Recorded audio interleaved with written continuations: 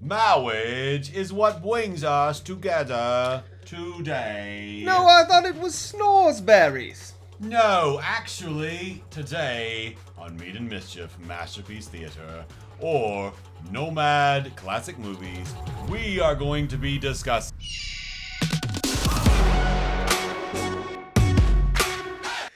Hey there, Nomads of Lore. I'm Jonathan. And I'm Sean. And we are Mead and Mischief, your home away from no home. Today we're going to be discussing 5 classic fantasy, I keep wanting to say sci-fi for some reason, fantasy films that still hold up in 2021 in our humble That's this opinion. year. It is this year. And when we say the word classic, it should be in quotes. It wasn't in quotes, but it basically means older than 20 years. Yeah. We're not trying In to be this super context, we're not- technical yeah. on this one. So, We've got some other videos on that. You should check it out. yeah. We'll pop a few of them in the iCard. That's so you right. can That's check right. those out. Our first classic fantasy film is an absolute classic, and that is The Wizard of Oz, 1939, with Judy Garland. Woohoo. Follow that yellow brick road. Mm-hmm. So Not if you in Kansas anymore, if Toto. you've been living under a rock for the last 5,280 years or so, let's give a really brief rundown of what Wizard of Oz is about. Wizard of Oz, of course, is a film that is an adaptation from several books by Frank Baum something. Could be wrong. Don't quote me on it because it's not in front of my face and it's not in front of my brain, but I think that's right. Something Frank L. Baum. Something. Anyway, some dude wrote some books called The Wizard of Oz and other things.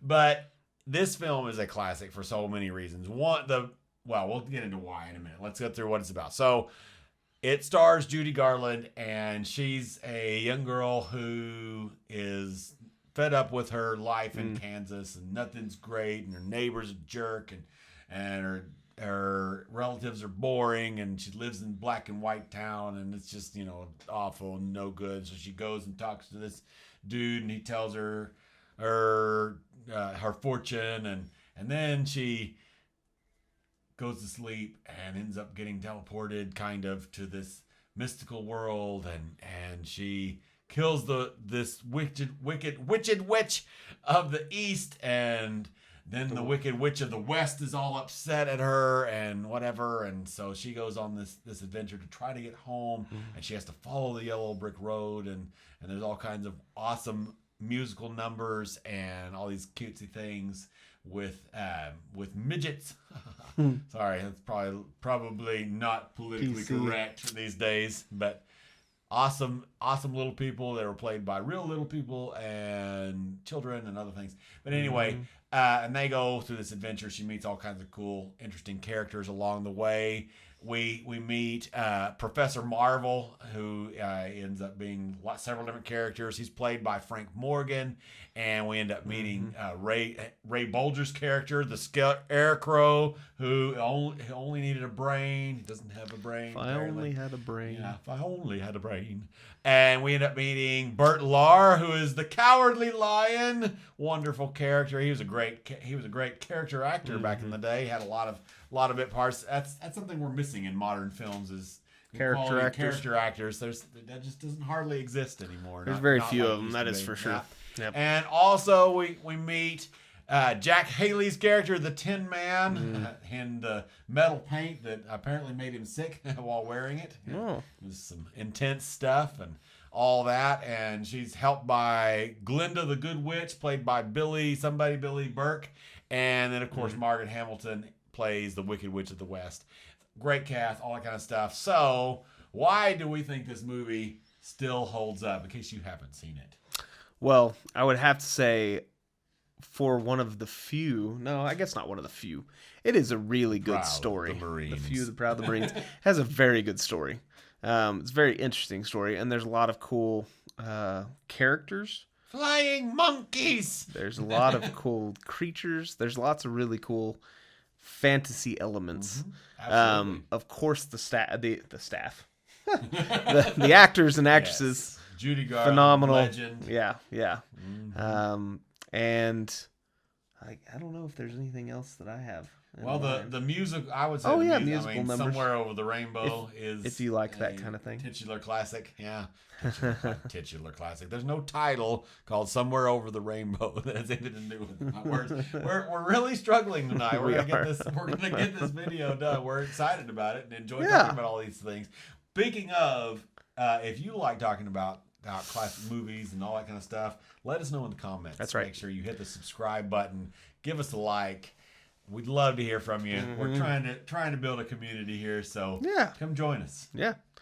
If you have any ideas, send them our way. Absolutely. It's a great film with all kinds of classic lines, songs, characters. It's so entrenched in pop culture. We see references to Wizard of Oz all over the place. So if you somehow have not seen Wizard of Oz, definitely check it out. Yep, definitely. Yeah, for sure.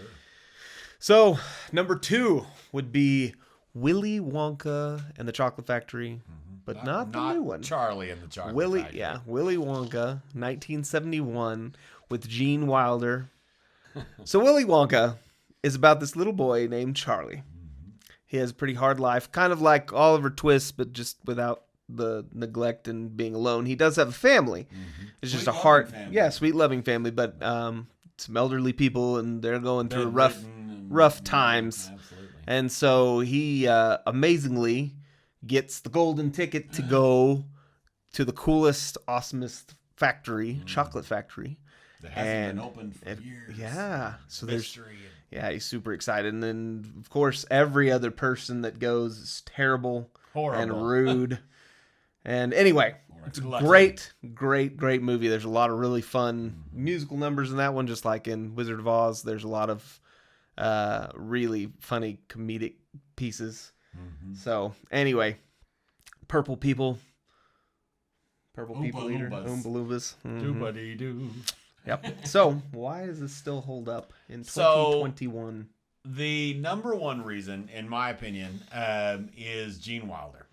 His devotion and passion for that part. I mean, you go look at interviews and hear people talking about him. He just went all in on that part. One of my favorite stories about Gene Wilder and that part is there's a scene at the beginning of the film and where he basically didn't want the kids to be around him and know about how he was going to be introduced because he wanted to portray this kind of mystery and not quite evil but kind of like scary-ish. I don't know what's going to happen. Don't know what this person's going to do and whatever else and all this intrigue and whatever. And so he didn't tell any of the kids or any of the people what he was going to do. And so when he comes out, if you've not seen the film, he comes out and he's kind of walking slow on this crutch thing and whatever. It looks like he's an invalid basically, and kind of walking with his cane and walking real slow and whatever. And then it gets the cane kind of stuck in this cobblestone, and he does this roll and comes up and he's there and ready to welcome them into the thing. And so all this stuff, Gene and his musical numbers are what his song that he does is really, really good. There's just all kinds of really fun stuff. It's the kids are endearingly awful. The kids that play the horrible other children they do a very good job. Interestingly enough, I think this film was the book was written by Roald Dahl, and apparently he never did like the film and was very opposed to it. That's interesting. He felt like it didn't quite capture what he was trying to portray or whatever. But anyway, happens a lot of times with authors and films and whatever. But it's all of that is really, really good. The effects hold up really well. It's all really practical effects.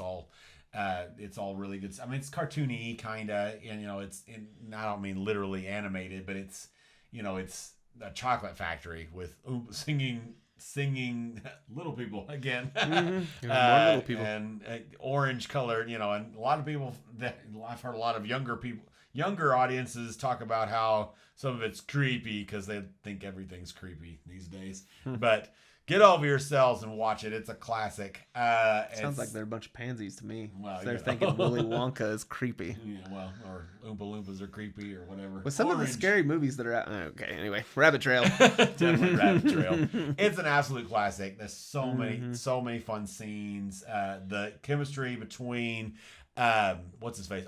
Peter Ostrom, the kid, and then his grandpa Joe. I can't remember what the actor's name is. Grandpa Joe. Their chemistry is really just good.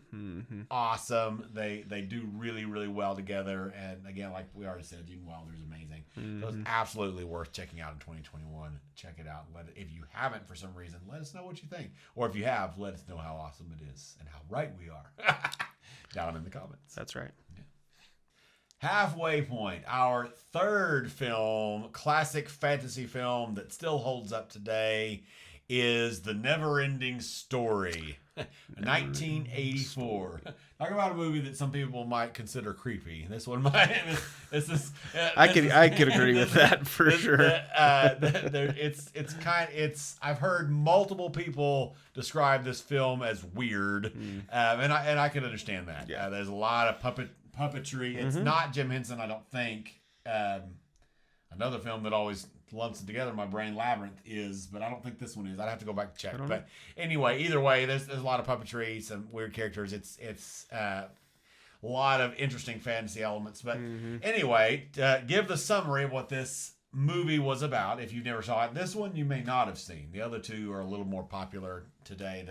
But this one, it is about this kid who is kind of a bookworm and he's kind of a loner, doesn't have very many friends. He's picked on a lot at school. There's a lot of these school bullies that pick on him.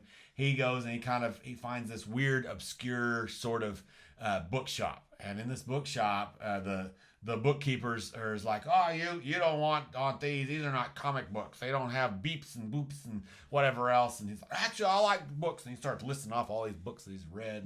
And the shop owner's like, oh, whatever. And he's sitting there reading this book. And of course, Barrett Oliver's character, the little boy, his name is Bastian, his character's name, which is an odd real life name. But anyway, he's like, what are you reading? And he's like, oh no, you can't read this. This book is dangerous. And he's like, I can handle it. So anyway, he ends up stealing this book, and you can see that the shopkeeper kind of wanted him to. He's kind of got this chuckling look as he leaves or whatever. And so he starts to read this book, and as he's reading this book, he kind of realizes as partway through that he's affecting the story, and the story is like really happening and all this stuff, and it's and this fantasy world and all these crazy things are going on. The book that he's reading, the book inside of the book is called The Never-Ending Story. The main character in that story is Atreyu, played by Noah Hathaway. And he goes through this adventure to save Fantasia because it's collapsing. It's being attacked by the Nothing. And this wolf creature, can't think of what his name is. But anyway, it's being destroyed by the Nothing. And, I'll leave you to look at the themes and ideas are pretty transparent. You can tell when you watch. I'll leave that for a more detailed analysis of the film on your own time, or if we decide to do one randomly or something. But so that's what the film is about. So why is it worth watching today, even with its creepiness? Well, I would definitely say that the puppetry is pretty cool. It's definitely creepy. There's some weird character, weird creature. Just some weird creatures. Very different creatures. Yes. And a lot of it's not your typical goblins, orcs, and elves. Yeah. It's very unique characters. Yeah. Story's really deep. Story's good. I love the characters in the story. And the acting's really good. The acting is good, and you said that and you were talking about the characters, and then you were talking about the acting. And I was thinking about this one scene that is not acted very well.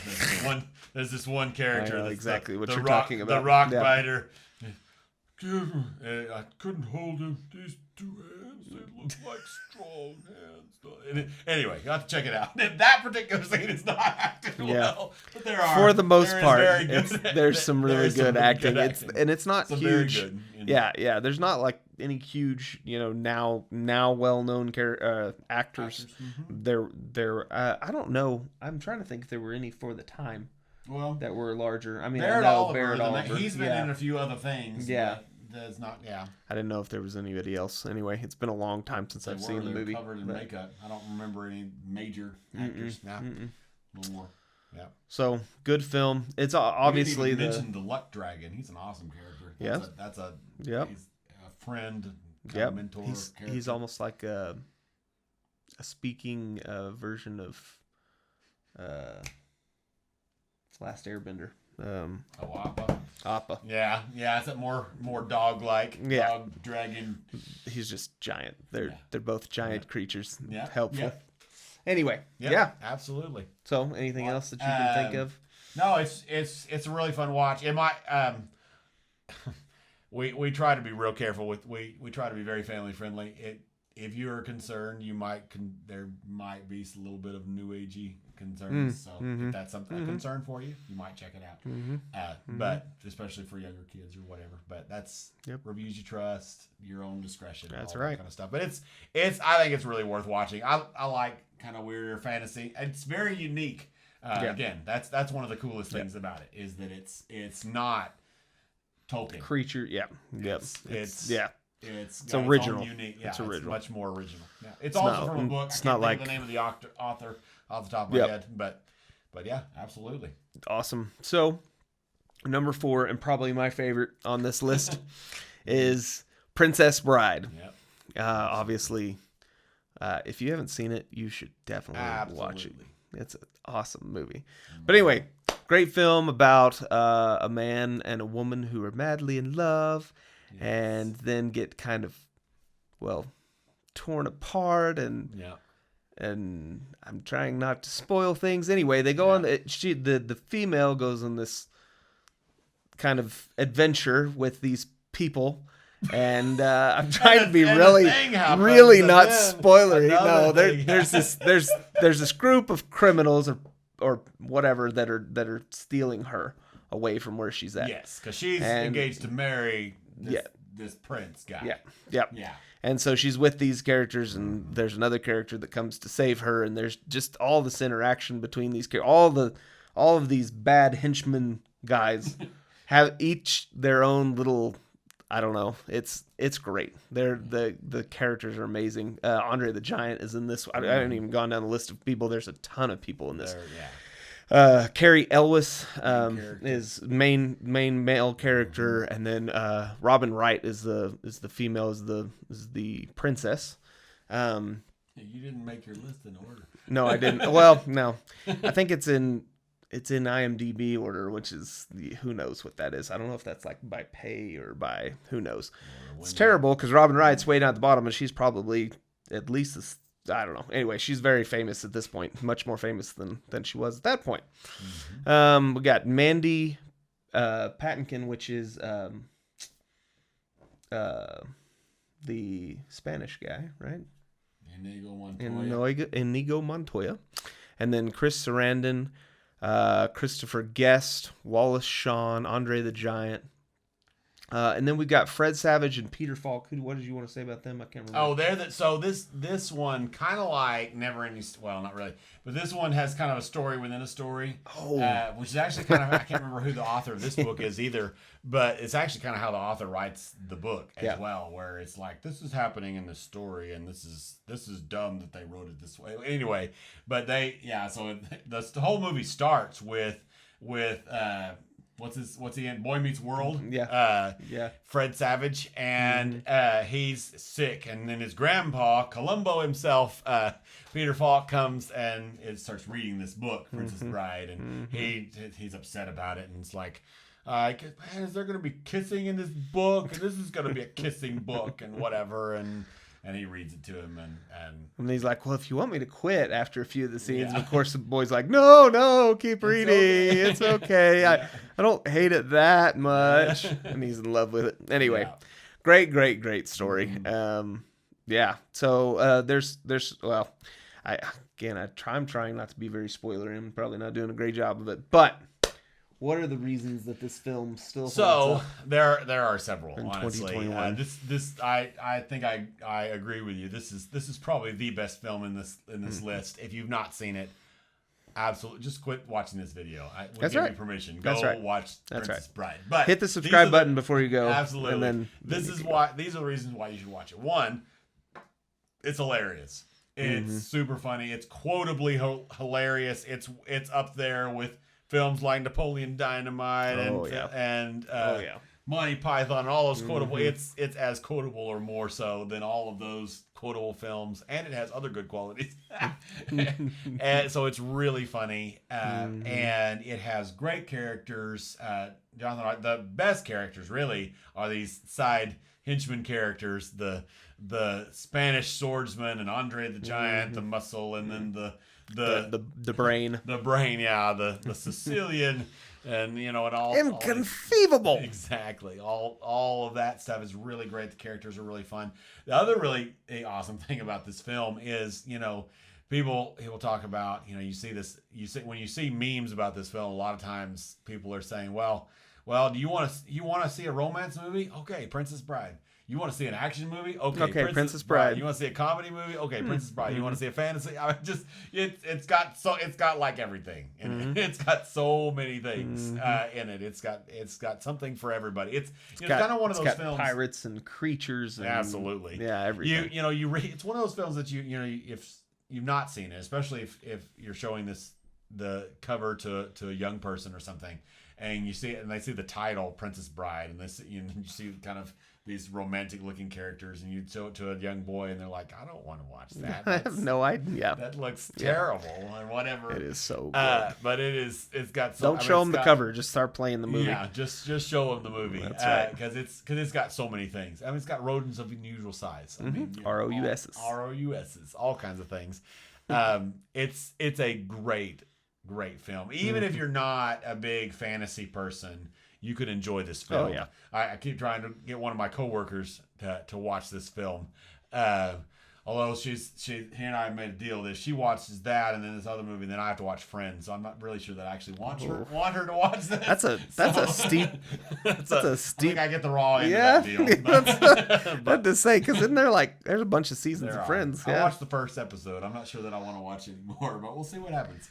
See, but if I can get somebody to watch Princess Bride, maybe it'll be worth it. Talk her into letting you watch Frasier instead. That's what I would rather watch. Yes, maybe.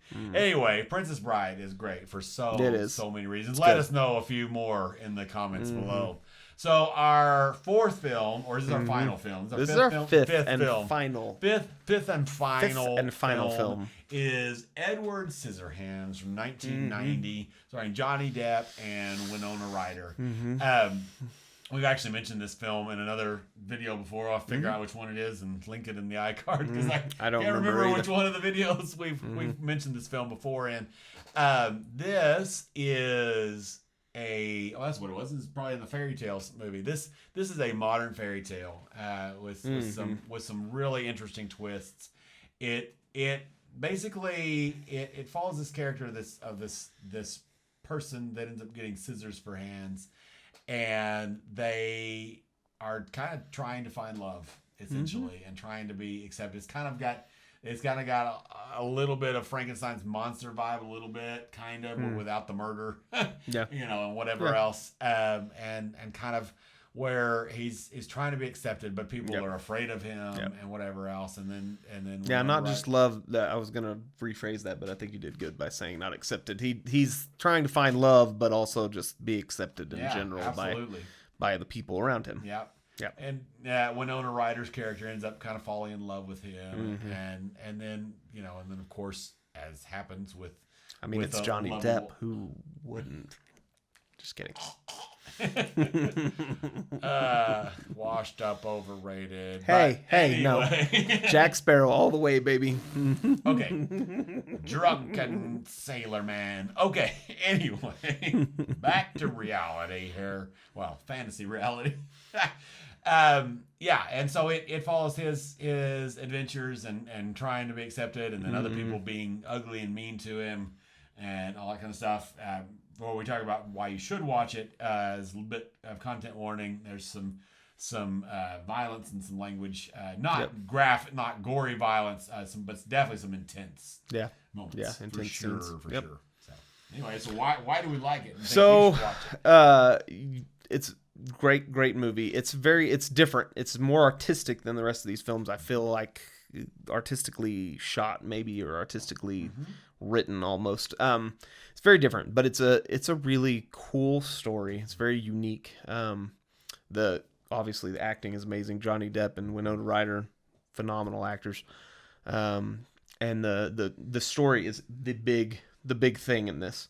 And the uniqueness of the character. And it's just kind of one of those, you feel like if you've ever felt like the outcast, you kind of get that feeling from this, and it's he's gonna make it kind of thing. So it's really cool story. Anything that you loved about it? I just the following that kind of fairy tale of the more like classic fairy tale. Just kind of following that. It's kind of like what you're talking about with the artistic. Just lens. Style, probably not even artistic, but more stylized. It's probably that's a an good even word. better word. Like, and there's amazing imagery and themes. I mean, I watched it back in an AP English class back in the day. And so it's Dang English teachers make you watch all kinds of lots crap. of weird stuff. Thank you, Miss Garrett. But so it's got all kinds of. I mean, you could watch it and then discuss it with your nerdy buddies for days. It's got all kinds of themes and all kinds of imagery and ideas and all kinds of stuff, which I love. I love all that kind of stuff that you get to look and dissect and pick apart. And fun. But it's got it's got this shallow fairy tale story and then all this deep layers underneath. So it's really, really fun. Before we finish the video, I did want to make a little small note. If you haven't noticed on the last few videos, we've been linking affiliate links at the bottom of our videos. So on this one, it'll be the same thing. The 5 films that we talked about, we'll be putting affiliate links down at the bottom on Amazon that we can find. Kind of hard to find these older films, obviously. And so we'll just do our best to find VHS. Best to find collector's edition or whatever's cool. That's kind of what I've been doing, is kind of finding the cooler edition. Go with that, and then if y'all want to buy them, support the channel, help us out a ton. It'd be awesome. Absolutely. Thank you guys. Have a wonderful day. We'll see you on the next one. Bye. I guess this is going in the blooper reel at the end. Gold fingers is the 60s, man. Yeah. This is Sean. This is Meat and Mischief Studios. We are welcome for you to be here. Because, Because rabbit trails. No, I don't even know what the heck I'm talking about. What is that film that I'm thinking of? West Side Story. Romeo and Juliet. Oliver Twist. The Jets West Side versus the Story. Sharks or whatever. I don't know where that came. Well, you should make a video about that. That might be comical. It's about the one in Charlie who bit no one's finger.